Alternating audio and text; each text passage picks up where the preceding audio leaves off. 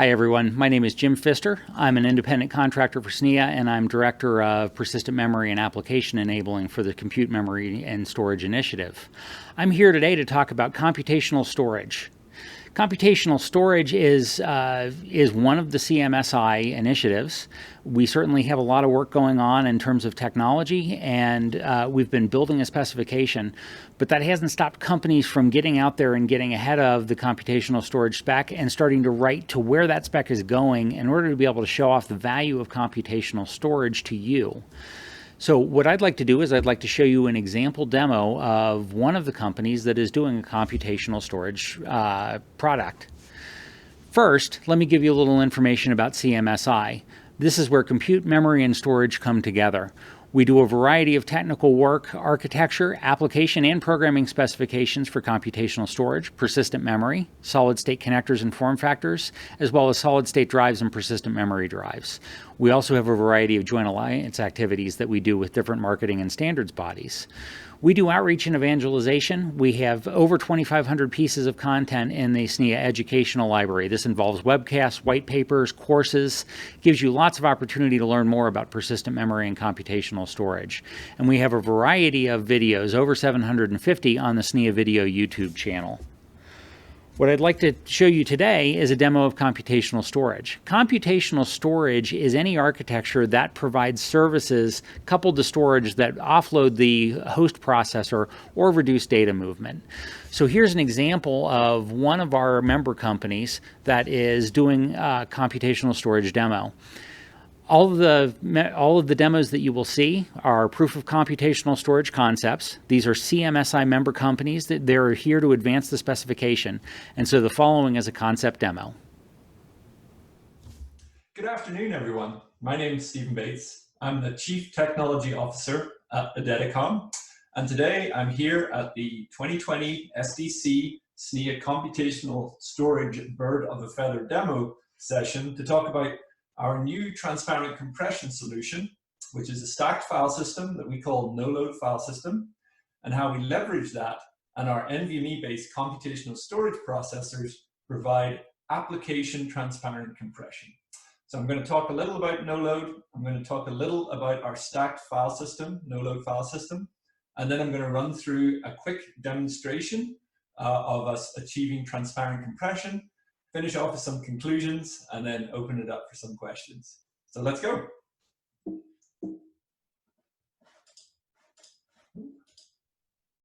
So I want to focus first on our computational storage processor itself, which we call no-load. So no-load is an NVMe-based computational storage processor. And what I mean by that is that we leverage the NVM Express protocol and standards to move computational processes from a host processor down to a computational storage processor solution. So if we dig into what the Eideticom no-load CSP looks like in the diagram on the right here, we can see we have an NVMe front end, which consists of a PCIe endpoint, an NVMe controller, and DMA engines. And we combine that with a group of computational offload engines. And those have been developed by Eideticom and integrated into the no-load NVMe framework. And we have computational storage services or functions like compression, erasure coding, dedupe, encryption, and more analytical functions like data analytics, such as regular expression, AI, and ML. We also have a controller memory buffer, which I won't dig into too much today. But the important thing is that this device and the computation functions provided by it are presented to the host over NVMe. And so we have a software stack that I'll talk about in a minute that lives on the host that ties applications to the storage services provided on the CSP. So let's take a look at that. If we look at this from a software point of view, on the host, we typically install either a user space library, which in our case we call libnoload, or we integrate a stacked file system, and this is the kind of new development that we're launching at SDC that we want to talk about today. So no-load file system is a stacked file system. What we mean by that is it's a shim that integrates between the virtual file system layer in Linux just below the kind of user space, kernel space interface, and then sits above the actual customer chosen file system, such as ext4 or XFS. And what's really nice about that is we can provide application transparent services. So we can provide services, and today's example is compression, without the application needing to know the no load is even in the system. But we also allow the customer to still use the file systems they prefer to use. So rather than having to move a customer from a given file system to a file system specifically created for compression, for example, the customer can stay on their own original file system, and we just integrate no-load file system on top. And in fact, one of our engineers, David Sloan, is giving a much more comprehensive overview of no-load file system at SDC. So I recommend you go check his talk out, and that will provide a lot more information on the specifics of no-load file system. And of course, the actual deployment of no-load can be on many different types of hardware platform. So we can have add-in cards, we can have computational storage drives like the Samsung Smart SSD, and we can have storage form factor centric computational storage processors like we can have on the Bitware 250U2. So the kind of demonstrations or the kind of problems we can solve with no-load file system are allowing customers to run whatever applications they like in user space. So for example, that could be a database like MariaDB or RocksDB, such as shown on the left here. Or it could be something like a software-defined storage stack like Hadoop, or more specifically HDFS, which is the storage distributed file system component of Hadoop. And those applications are not needed to be modified. There's no user space changes required at all. And what we can then do is tie into the customer's file system. We leverage the NVMe driver that's in box, and then we can talk to either computational storage drives or computational storage processors, or a mix thereof. So what we're going to do now is a demonstration. So if you'll just give me a moment, I will switch over to the demonstration window, and then we'll come back to the presentation and carry on from there.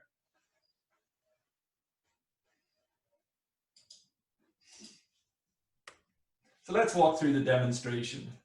Oh.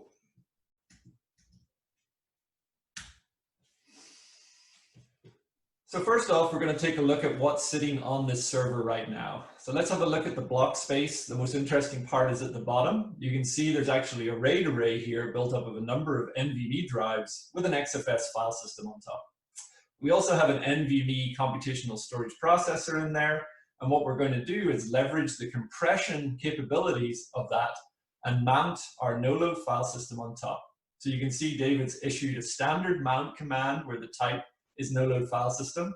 So these are all sysadmin commands that are very, very intuitive to the sysadmins who are using them.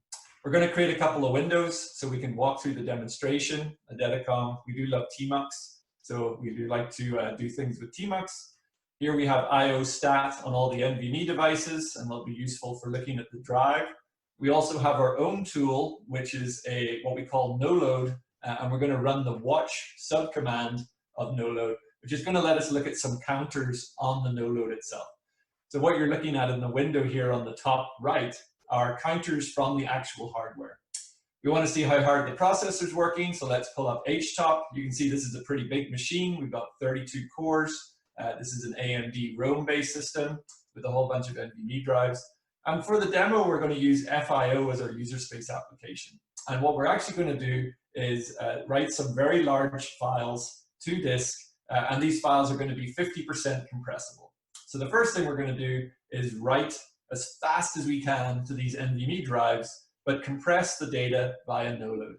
And I think what's interesting here, if you can see my mouse, is if we focus up on the top right-hand side in the no-load watch, you can see we're hitting over 11 gigabytes per second of logical write data, which is being compressed by our U50 no-load in this case, and outputting about 6 gigabytes per second of compressed data, which is getting written to disk. And what's important is FIO, the user space application, has absolutely no idea that any kind of compression is happening. It's all hidden via a no-load file system. Now what we're going to do now is do a read test where we're going to try and read back a whole bunch of this compressed data and put it back into the buffers in the user space process. And again, these are random but quite large I/O. So we're doing large I/O, but they are random over a very large file. And here you can see we can read even faster. We're reading off the disks at about 6.6 gigabytes per second, but the actual uncompressed data is double that, and we're hitting something just over 12 gigabytes per second, which is getting quite close to the limitations of this PCIe device, which is Gen 3 by 16 in this particular server. So all of this is running completely transparent to the application. You can see on the bottom right that the drives are getting hit with an awful lot of reads. So all the drives in this array are working pretty darn hard right now, but they'd be working an awful lot harder if we weren't doing compression, because we're reading them at 6.6 gigabytes per second, but we're getting over 12 gigabytes per second of user data. And again, I want to stress this is all being handled by the no-load file system. FIO has no idea what's going on here. It doesn't need to, and nor would any other user space application. And we're going to finish by doing a bit of a read-write test. So here what we're doing is we're going to do simultaneous reading and writing of the files that are on this stacked file system. And what you can see here is that we're actually able to read and write simultaneously at around 7 gigabytes per second in both directions. So that's the demonstration. As you can see, we do love TMUX here at Eideticom. You can obviously replay this at your leisure and dig through some of these numbers in a little more detail. So I'm going to switch back to the presentation and finish that, and then we'll see if there's any questions. So let's summarize the results from that demonstration. On the right-hand side, we have the software stack that we used for the demonstration. We had FIO up in user space. That was just upstream FIO. And the scripts that we ran were kind of shown in the demo. And we're happy to provide those for people who would like to see them. Obviously, that kernel space consisted of a no-load file system integration and sitting on top of a standard file system. And then we had the no-load, in this case, on a Xilinx Alveo U50 card, and we had a whole bunch of NVMe drives. When we did write-only, we were able to hit 11.4 gigabytes per second of write traffic. And then that was compressed by about half. And then, so about 6 or so gigabytes per second were written to disk. Read only, we actually did a little better. We got 12.4. And then if we mix read and write, we were at the same time simultaneously able to achieve over 7 gigabytes per second of writes and 7 gigabytes per second of reads. And again, I want to stress, FIO had zero clue that we were actually doing any compression. The user space application did not have to change. So I hope you enjoyed this demonstration. We think transparent and stacked file systems are a very interesting way to do computational storage offload. Compression is the first service that we're shipping in no-load file system, but as you can imagine, we're thinking about many, many more. And obviously we have a roadmap for that. So if you're interested in learning more about where we think we can go with computational stacked file systems, reach out to me. Thank you for your time, and we'll open it up and see if there's any questions. So thank you very much. That was a fantastic demo. If you want to learn more or if you want to participate more, I would encourage you to work with SNIA. SNIA has a variety of activities in computational storage. We have our technical working group with over 45 participating companies. They are defining what computational storage is and what the products can be. We have a computational storage architecture and program model that is defining the recommended behavior for hardware and software that support computational storage. That's in process today, and we would really appreciate your technical input on that. We also have a special interest group, the Computational Storage SIG. That provides education and benefits, use models, and other implementations of computational storage. It provides outreach via webcasts, videos, and event presentations. If you want to get involved, you can download the model. You can comment at snia.org/feedback. You can geek out at computational storage at the Geek Out via snia.org. And you're certainly welcome to join SNIA, join the CMSI, and join either the technical working group and or the special interest group. Thanks for watching today. We appreciate your time and have a great day.